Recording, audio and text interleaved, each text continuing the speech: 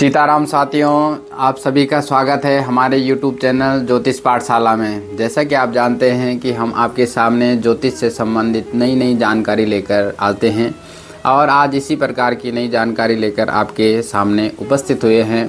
यदि आप भी अपने बालक का चूड़ाक्रम संस्कार कराना चाहते हैं और एक अच्छा सा मुहूर्त ढूंढने का प्रयास कर रहे हैं तो आपको ये पूरी वीडियो ज़रूर देखनी चाहिए।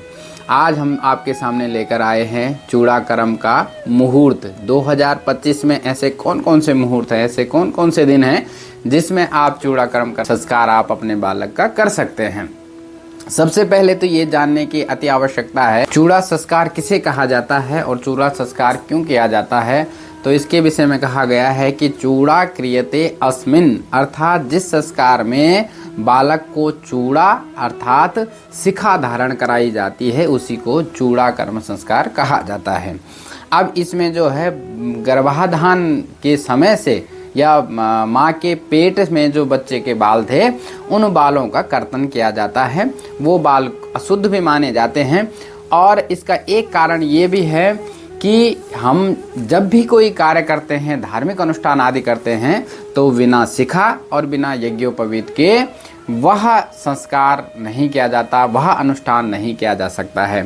दूसरी बात, अगर हम देखें तो शिखा सिर में जहाँ पर स्थित होती है वहाँ पर सहस्रार चक्र का केंद्र होता है और शिखा के स्थान के नीचे बुद्धि का चक्र है और इसी के पास ब्रह्मरंध्र भी है।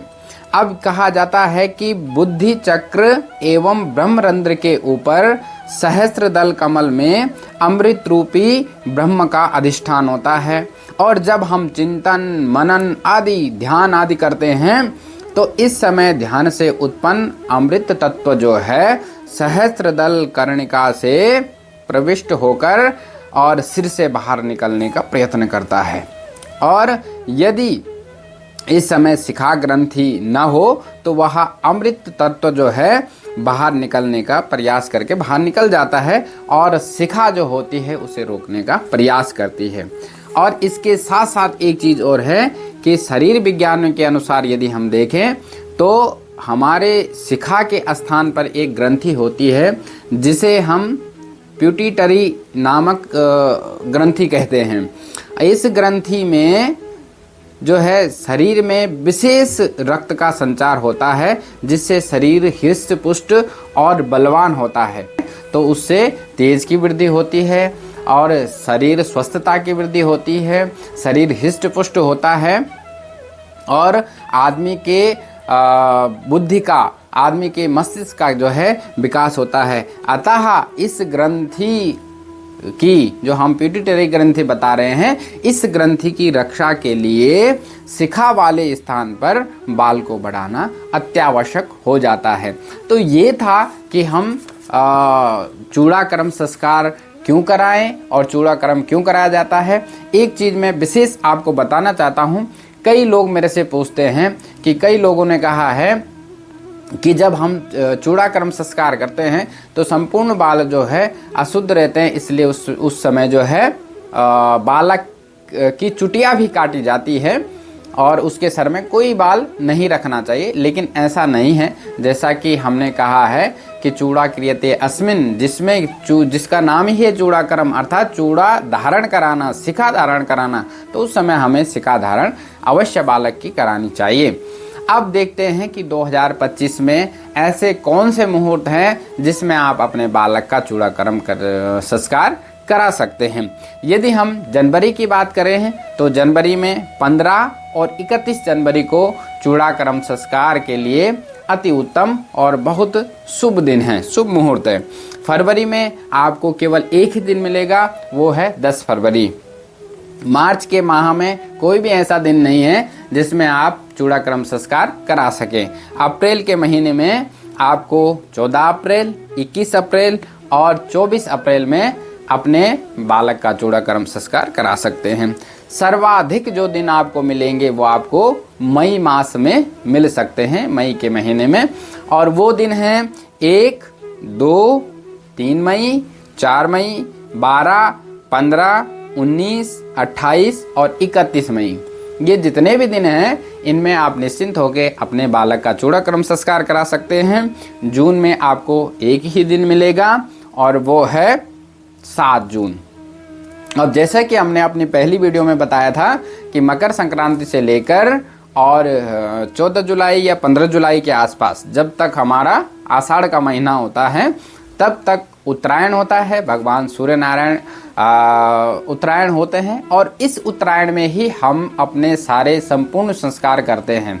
जो जितने 16 संस्कार होते हैं उनकी मान्यता है कि वो उत्तरायण में ही करने चाहिए, उनको दक्षिणायन में सर्वथा वर्जित बताया गया है। तो इसीलिए 14 या 15 जुलाई से पूर्व ही जो है चूड़ाक्रम संस्कार भी कराया जाता है। इसीलिए 7 जून को जो है 2025 का अंतिम चूड़ाक्रम संस्कार का दिन है।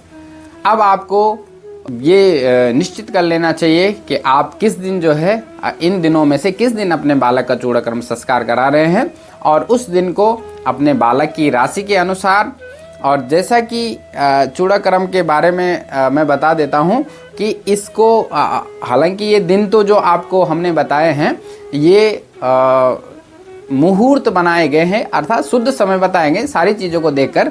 लेकिन अगर ये देखना हो कि कब हमें चूड़ाक्रम संस्कार नहीं करना चाहिए, तो यदि तिथियों की बात करें तो प्रतिपदा, चतुर्थी, षष्ठी, अष्टमी, नवमी, द्वादशी, चतुर्दशी और पूर्णिमा और अमावस, इन दिनों में जो है, और एक होती है संक्रांति, इन दिनों में जो है चूड़ाक्रम संस्कार जो है सर्वथा निषेध बताया गया है। चैत्र मास में भी जो है उत्तरायण में केवल 1 महीना, चैत्र महीने को छोड़कर आप जो है अन्य मासों में चूड़ाक्रम संस्कार करा सकते हैं। और इसके लिए सोमवार, बुधवार, गुरुवार ये शुभ लग्न है और शुभ दिन है। और जो बालक की जन्म कुंडली है उसके 8वें स्थान की जो राशि है, जिस समय आप चूड़ाक्रम संस्कार करेंगे उस समय वह राशि लग्न में नहीं होनी चाहिए, अर्थात अष्टम राशि लग्न में नहीं होनी चाहिए। तो इस प्रकार जो है ये सारे चूड़ाक्रम के दिन हैं। आप किसी भी दिन देखकर चूड़ाक्रम संस्कार कर सकते हैं। आपको ये वीडियो कैसी लगी आप हमें ज़रूर बताइए और इसी तरीके की नई नई जानकारी प्राप्त करने के लिए हमारे चैनल को सब्सक्राइब करें और लाइक करें। और आपको अगर कोई प्रश्न पूछना हो तो आप कमेंट में पूछ सकते हैं। तब तक के लिए सीताराम।